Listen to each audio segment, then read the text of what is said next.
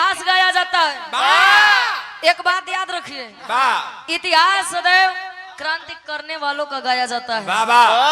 नहीं तो मेहरारू के पीछे अपन जान दे दे तार इतिहास गवाई भैया। चार लाइन कवि जी भूमिका के अंदर भाव देते हैं किसे।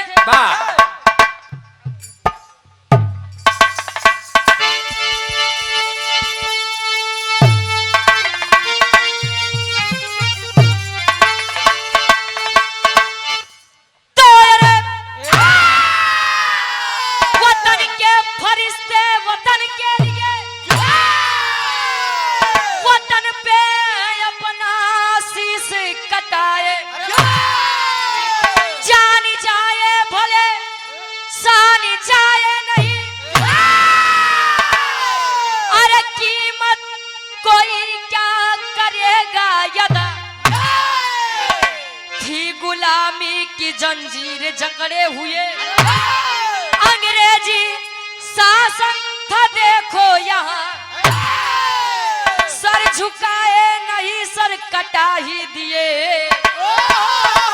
तो योरी बनाए है सुंदर जहां।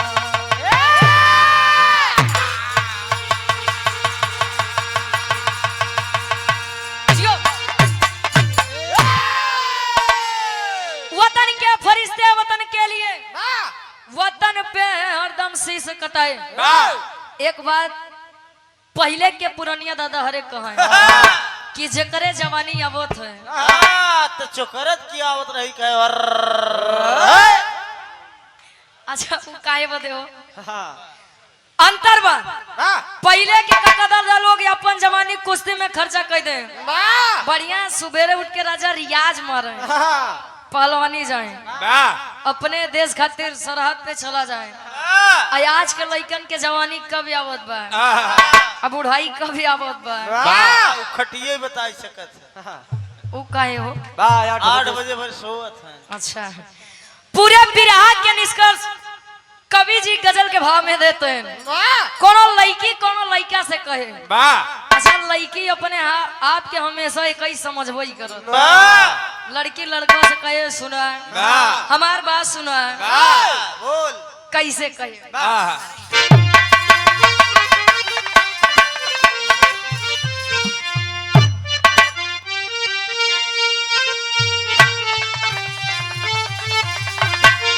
लड़की कहे अरे मैं नाजे हूँ अरे मैं नाजे हूँ अरे तुम मेरा एहतराम करो।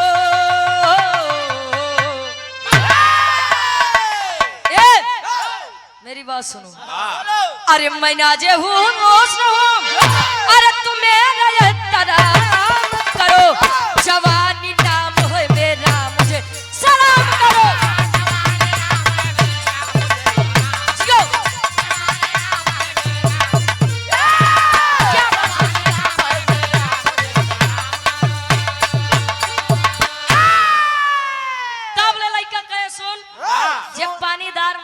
करे तोरी बेटी नहीं कही कहे सुन हमार बात सुन, अपने आप के का समझत है बात सुन लड़का कहे का अरे तो तुझे सलाम करूं, अरे तो तुझे सलाम करूं, कहा मेरा एक काम करो। अरे तो तुझे सलाम करूं, कहा तू मेरा एक काम करो। तू अपनी मस्त जवानी हमारे नाम करो।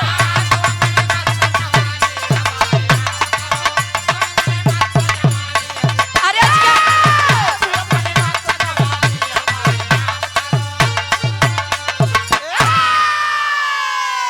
तुझे सलाम करूंगा, तू मेरा एक काम करो। तू अपनी मस्त जवानी हमारे नाम करो। कवि का भाव है वीरों के बारे में, एक लाइन कैसे। अरे तो लहू की धारी पे, अरे लहू की धारी पे अब जवानी लिखी जाती है। अरे लहू की धार पे अब जवानी लिखी जाती है, आन पर जान दे कहानी लिखी जाती है।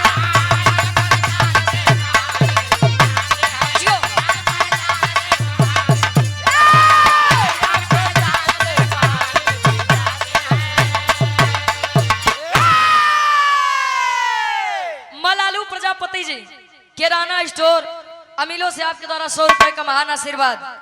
लहू की धार पे जवानी लिखी जाती है, आन पर जान दे कहानी लिखी जाती है। विरह के कहानी का शुरुआत यहीं से बात जौहरी छंद से कवि लेते हैं। अब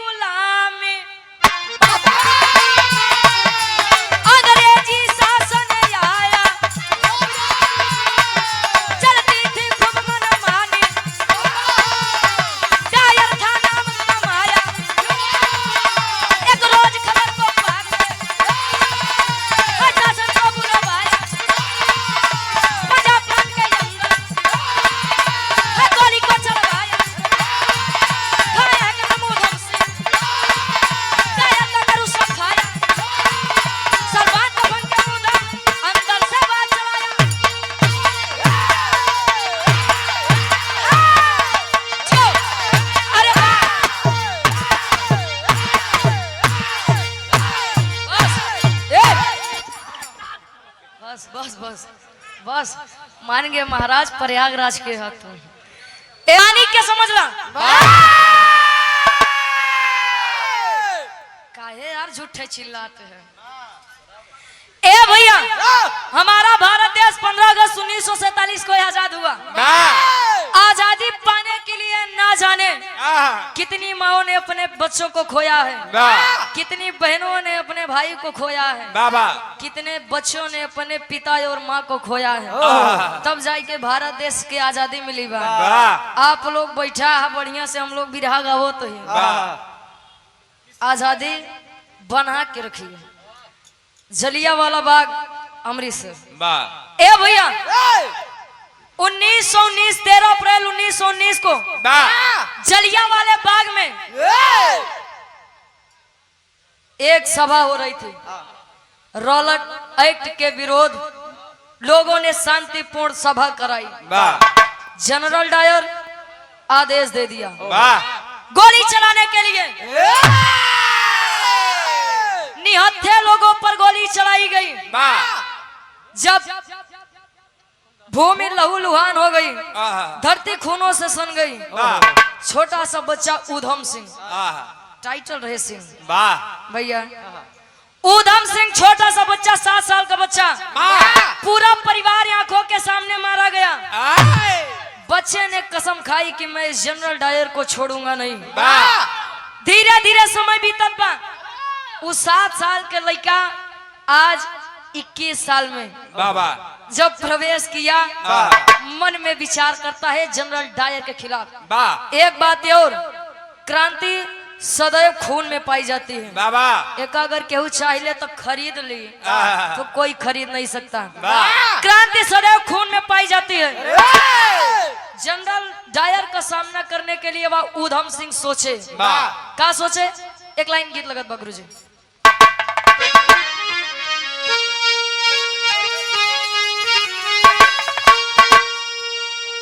मुबारकपुर सोनोग्राफी सेंटर से आप शैलेश कुमार यादव उर्फ टीपू भैया जी, माननीय विधायक जी के आप सम्मान में 100 रुपए का महान आशीर्वाद। कौन दुल्ही अपने दुल्हा से कहे या बिरहा सम्राट स्वर्गीय गुरु रामदेव गुरु जी का में अपने जवानी के आलम में गायन और गाय के चला गए।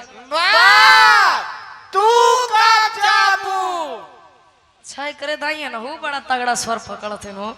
कहाँ भेजते हैं? घरे जाओ, घंटा 2 घंटा बाद। हम सोचे उनको तो टिकट करता हो। दुल्ही कहे कैसे?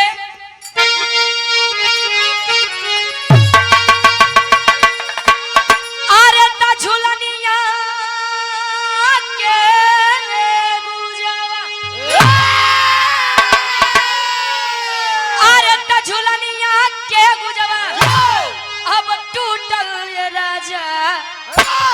अरे जवनिया से गड़िया छूट ए राजा जवनिया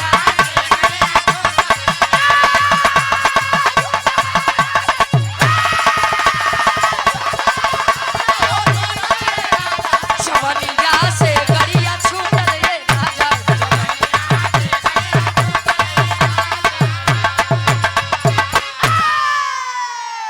और इस भाव का सम्मान करते हुए आप मलालू प्रजापति जी किराना स्टोर अमीलों से आप 100 रुपए का महान आशीर्वाद। लेकिन भाव पर आप लोग गौर करेंगे उधम सिंह छोटा सा बच्चा करता क्या है। अरे तबीता बचपनवा अरे बीता बचपनवा अब आइल जवानी तो शुरू भइली ये कहानी शुरू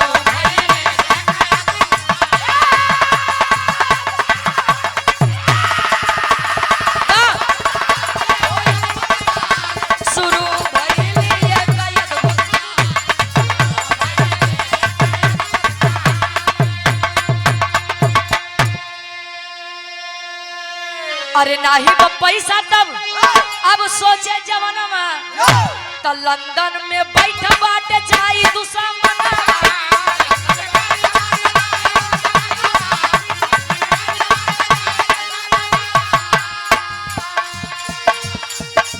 अरे मनवा के सोचे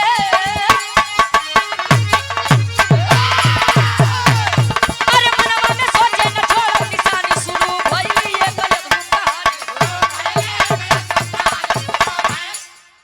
जिला पंचायत क्षेत्र से आप चक सिक्टी से आप महाप्रधान पद के प्रत्याशी आप अखिलेश मंझरिया से आपके द्वारा 100 रुपए का महान आशीर्वाद। छोटा सा बच्चा बड़ा हुआ उधम सिंह जब 21 साल का हुआ पता चला जनरल डायर को मारूंगा। पता चला कि जनरल डायर तो है ही नहीं, लंदन में जाके बैठा है। अब जाए बोले पैसा नहीं बा। मुंबई में समुद्र के किनारे बैठा है, समुद्र में कंकड़ फेंक रहा है। तब ले देखा एक सुंदर लड़की समुद्र में डूब रही है। अब उधम सिंह सोचे मैं बचाऊं कि ना बचाऊं कि ना बचाऊं। विचार कर रहा है यदि मैं ना बचा पाया अब पता लग लड़की के साथ हम डूब जाए तो जनरल डायर के मारब कैसे। ए भैया उहे लड़का है जवान अपने आपके लड़की के जान बचाए, इसे भी ले चलिए वरना अगर यह मर गया है तो यह उचित नहीं है। उधम सिंह को ले गए। बेटा घर में कौन कौन है? क्यों नहीं बा? अनाथ हो साहब। कहीं शादी हुई है? नहीं हुई है। इतनी बात पूछ के रेखा को बोले बेटा तुम इनका ख्याल रखो, मैं फैक्ट्री से आता हूँ। और उछल देश फैक्ट्री तब ले रेखा आयस बढ़िया चाय के कप लई के सोच रही है इन्होंने मेरी जान बचाई है, अब इस नई जिंदगी के मलिकार यही बनेंगे। चाय के कप लई के खड़ी बा। उधम सिंह से कहे का कहे गुरुजी एक लाइन गीत लगत बा। मुबारकपुर दीवान जी गार्जियन जी के द्वारा 200 रुपए का महान आशीर्वाद। चरणों में कोट कोट नमन है आशीर्वाद के साथ रही। अशोक यादव जी बीडीसी पद प्रत्याशी 30 रुपए का महान आशीर्वाद। कोनो दुल्ही अपने दुल्हा से कहे कैसे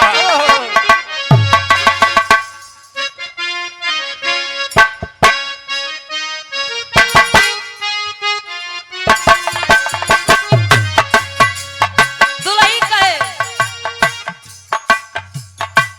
छोड़ा छोड़ा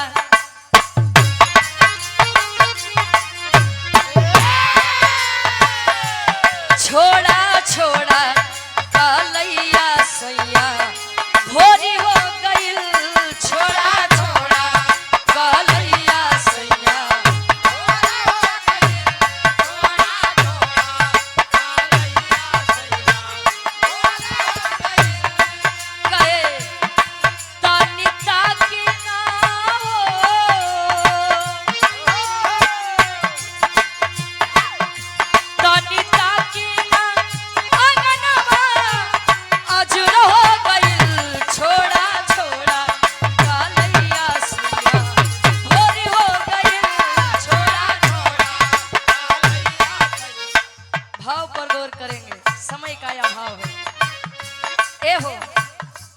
रेखा चाय के कप लेके खड़ी बा, उधम सिंह के प्रेम भरी नजर से देखत बा। उधम सिंह पूछे कस क्या बात है? कहे स्वामी बात सुनिए हमारी। कहे कैसे? सुना सुना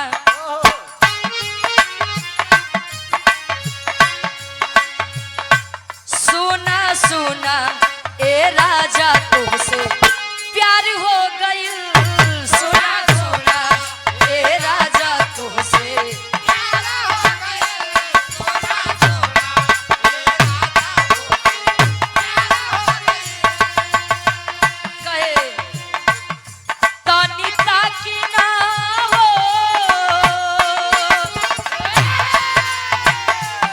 तनिता की ना नयनवा भी शारी हो गई।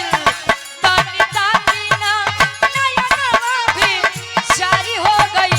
सुना सुना ए राजा तुमसे प्यारी हो गई। सुना सुना। और आप सम्मानित मलालू प्रजापति जी किराना स्टोर अमीलो से कहा से बढ़िया बात है कि अपने आप खत्म कैले। हाँ केहू आई के कह देते जाना मूड खराब हो जाता। 100 रुपए का महान आशीर्वाद। समझदार है ए भैया। कहानी क्या समझे? वो लड़की रेखा कहे स्वामी आपने मुझे एक नई जिंदगी दी है और मैं आपसे शादी करना चाहती हूँ, प्यार करना चाहती हूँ। उधम सिंह खड़ा हो गया। पागल हो गई हो? दिमाग खराब है तुम्हारा? हाफ पॉइंट हो गई हो। हाफ माइंड के मतलब? सही है आपके। अच्छा यार तू सही बोल रही है। ए भैया वो लड़का कहे मेरी शादी हो चुकी है। झूठ बोल रहे हैं आप। सुबह पिताजी ने आपसे पूछा तो आपने कहा आपकी शादी नहीं हुई। अभी कह रहे हैं कि आपकी शादी हो गई। क्या मैं आपको अच्छी नहीं लगती? लड़का कहे अरे ना रे पागल, लड़की तो बहुत देखे लेकिन तोहरा जैसा बहुत सुंदर हो तुम। अरे वाह, मुझसे अच्छा जीवन साथी डिजर्व करती हो। कहे लेकिन मैं आपसे शादी करना चाहती हूँ। मेरी शादी हो गई है। कहे दुल्ही के नाम बताओ। कहे मेरा दुल्ही के नाम फांसी बा। लड़की सोचे हैं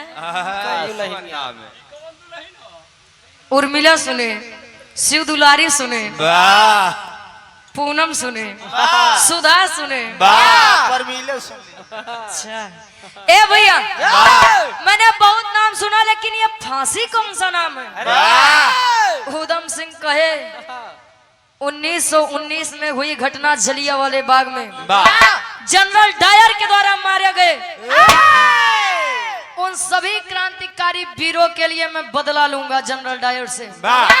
और मैं जनरल डायर को मारूंगा तो मुझे फांसी होगी। और मैं जानता हूं लेकिन फिर भी मुझे फांसी से प्यार है। मैं जनरल डायर को बिना मारे चैन से नहीं रहूंगा। मेरी शादी हो चुकी है। मेरी दुल्हन का नाम फांसी है। दुल्ही के अरे ये तो वतन का दीवाना है। मैं इसे अपने प्रेम जाल में बांधना चाहती थी। माफ करिए, हमें गलती हो गई हमसे। कहे लेकिन वो जनरल डायर लंदन में बैठा है और मेरे पास वहां जाने के लिए पैसे नहीं है। जब लड़कियां इतनी बात सुने कहे तब पत्नी नहीं बना सकते आप, हमको आप अपनी दोस्त बना लीजिए। कहे लड़का और लड़की दोस्त? कहे कि स्वामी अब ब्याह करे खातिर नहीं कहते हैं। आपके पास पैसा नहीं है, सोच लीजिए मेरे पिता कितने धनवान हैं। आपको मेरी जरूरत है, मैं लेकर चलती हूँ आपको। कहे कैसे? तेरी के भाव में कवि जी लिखा था।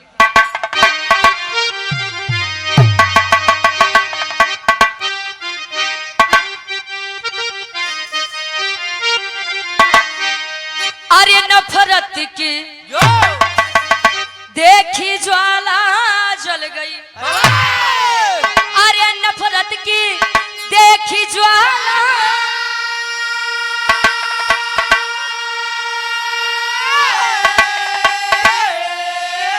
अरे नफरत की देखो ज्वाला जल पड़ी तो लूंगा पिता का बदला भले पड़े। चुका नायर चुका नायर चुका।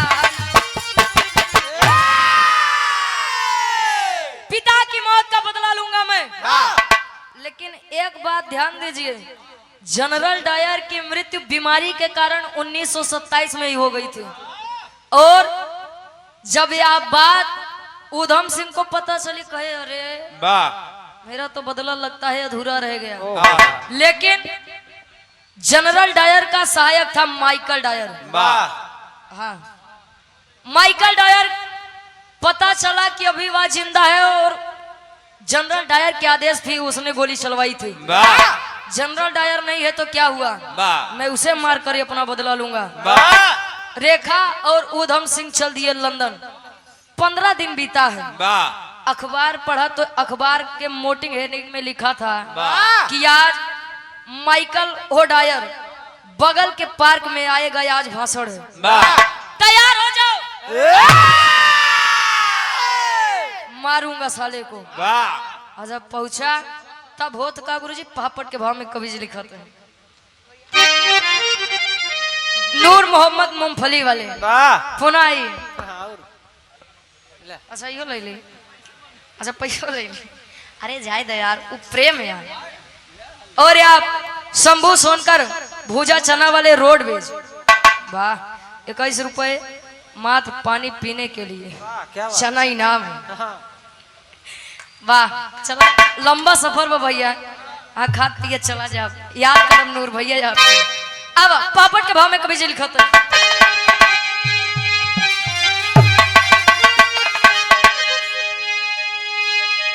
अरे टिकट कटा के पहुंचा, अरे टिकट कटा के पहुंच आया, अब बिरावा लंदन नगरी में। अरे टिकट कटा के पहुंच आया, अब बिरावा लंदन नगरी में, तो मार के गोली किया सरेंडर, हीरवा बिरवा लंदन में।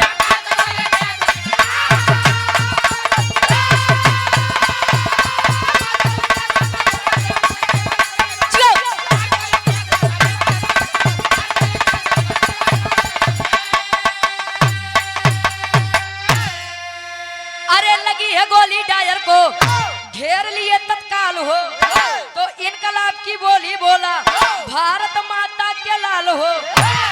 अरे बाप का बदला चुका के खुशबाना वीरा वीरा लंदन में। ए भैया खुश हुआ। जनरल डायर जब आया, मलालू प्रजापति जी किराना स्टोर अमीलों की धरती से, जय माता दी। आप ही अच्छा नहीं पूछ, वाह हमारे प्रयागराज के हैं।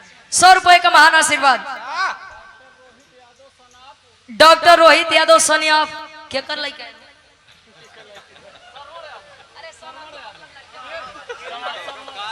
श्रवण यादव जी, गार्जियन जी के द्वारा 51 रुपए का महान आशीर्वाद। और आप हृदय के गार्जियन जी, अरे यार बड़ा लंबा फर रहा है।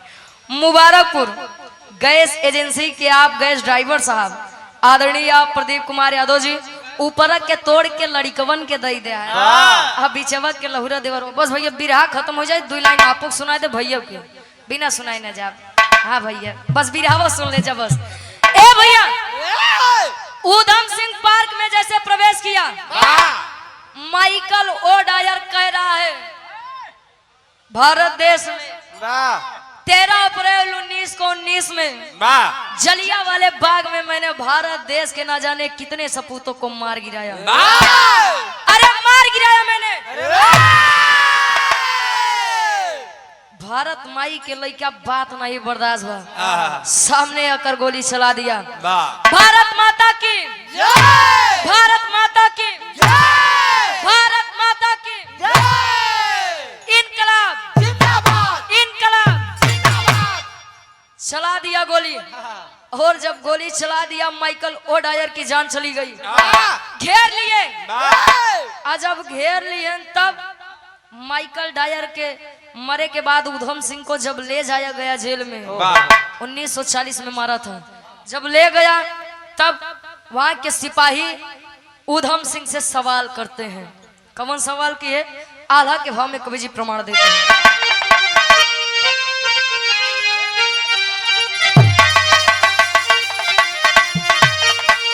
अरे कई के गिरफ्तार चलने, अरे लई के जेलिया में बाबू,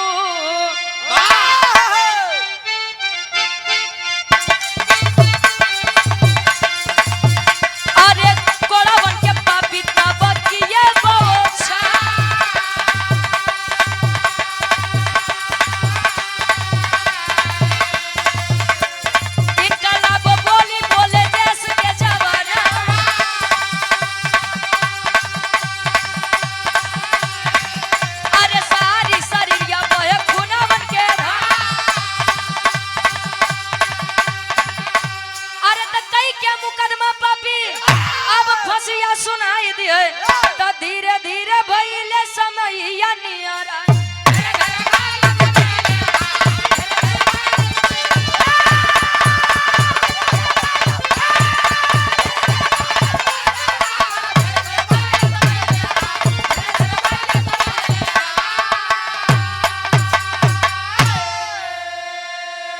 ले जाया गया, फांसी की सूचना जारी कर दी गई। कुछ चाहिए? आखिरी इच्छा है, मांगना चाहते हो तो मांग लो। कहें स्वामी, ना मेरे माता है ना पिता है, वैसे तो मैं भारत देश का लड़का हूँ, भारत देश का जवान हूँ। मेरी एक दोस्त मेरे साथ आई थी, रेखा नाम है। आखिरी बार उसी से मिलना चाहता हूँ। जैसे तैसे करके रेखा को बुलाया गया। रेखा कहे, आप सब जानते हुए भी मुझे यहाँ पर लेकर आए, मैं आपकी आभारी हूँ। कहे रेखा, अच्छा जीवन साथी देखकर शादी कर लेना। नहीं, ना करती है। कहे कि कुछ मांगे चाहते ही देव। कहे जान मत मांगना, क्योंकि जान मेरी दूसरे के हवाले हो चुकी है। जान छोड़ के जो मन सो मांग लो। कहे अपने हाथे से एक चुटकी सिंदूर हमरे मंगिया में लगाई देता। इतनी बतिया जब उधम सिंह सुने, झरझर आंख से आंसू गिरत बा।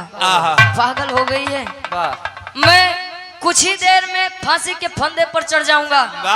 अरे पगली, सिंदूर लगाने के कुछ ही समय बाद तू विधवा हो जाएगी। रेखा कहे, अब अपने भारत देश के लड़की कम थोड़ी हुई। रेखा कहे मंजूर है। किसी नामर्द का हाथ पकड़ने से अच्छा है, किसी नामर्द का हाथ पकड़ने से अच्छा है मैं आपकी अर्धांगिनी बन जाऊं, आपकी विधवा बन के रहूं। इतनी बतिया जब उधम सिंह सुने तो सिंदूर लगावत बा। फांसी के फंदे पर वह पापी उधम सिंह को चढ़ा दिए। इतिहास में उधम सिंह के बारे में सुनने को, पढ़ने को मिलता है। कहा जाता है, पढ़वा लिखवा तब जनबा, जब पढ़ेंगे लिखेंगे तब जानेंगे। शिक्षा उस शेरनी का दूध है। अरे शिक्षा उस शेरनी का दूध है, जिसने पिया है उसने दहाड़ा है। समझने वाले समझेंगे, बुद्धिजीवी लोग बैठे हैं।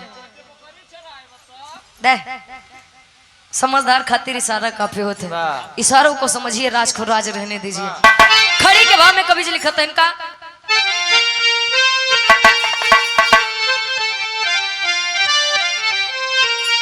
अरे चुका के बदला पिता के खुश भइले ललना। अरे चुका के बदला पिता के खुश भइले ललना, तो झूले हंसते हंसते उधम फांसी के झूलना।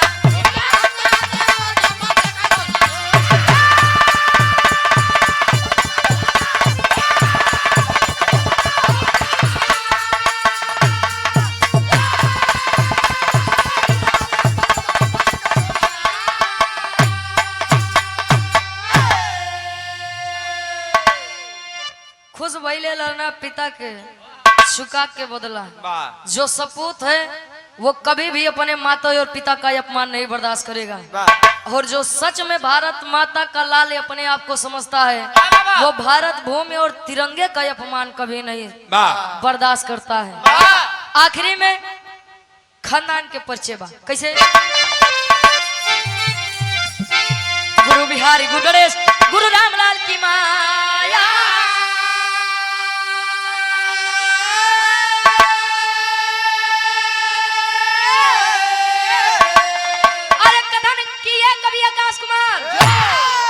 अब बनी रहे हो छाया,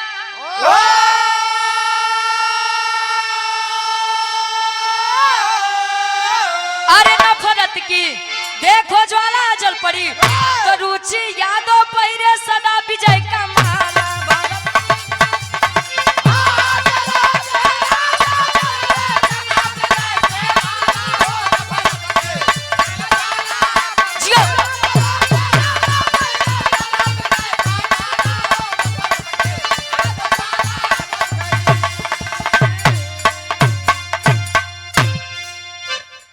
भैया क्या आदेश